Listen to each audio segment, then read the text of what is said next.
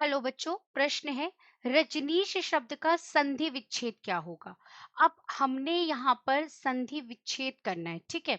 तो हम क्या कर सकते हैं बेटा, जब भी हमें संधि विच्छेद का जब भी आता है सवाल, तो एक तरीका तो ये होता है कि हम ज्यादा से ज्यादा जो प्रैक्टिस करते हैं शब्दों की, तो हमें याद हो जाते हैं।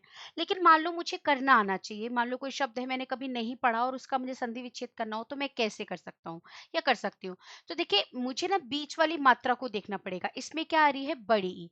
अब मुझे ये देखना पड़ेगा बड़ी ई कैसे बनती है, यानी या तो ई और ई, है ना, छोटी ई और बड़ी ई मिलकर ई बनेगा, है ना।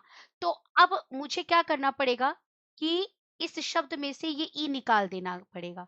तो बचेगा रजन धन श, ये बचा, है ना।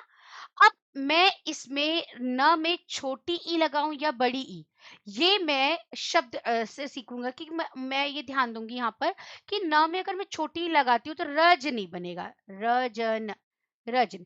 ऐसा कोई शब्द होता है क्या? नहीं, मेरे ध्यान में या मेरे शब्द भंडार में ऐसा कोई शब्द नहीं है। इसका मतलब बड़ी ई लगेगा, रजनी, रजनी मतलब रात होता है ना। एक तरफ बन गया। अब मैं इस तरफ में ई लगाऊंगी, तो इधर देखो ई लगाती हूँ तो इश बनेगा। इश मतलब कुछ होता है क्या? नहीं होता। तो मुझे बड़ी ई लगाना पड़ेगा, ईश। ईश मतलब देवता, रात के देवता को रजनीश कहते हैं।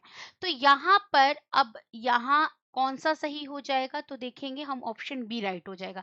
इसी तरह किसी भी शब्द का जब संधि विच्छेद आए, स्पेशली स्वर संधि में, हमें यही करना होता है कि बीच के अक्षरों को तोड़ना होता है और जो नियम मैंने आपको चैप्टर्स में पढ़ाए हैं वही लगाने होते हैं। ठीक है बेटा, क्लियर है?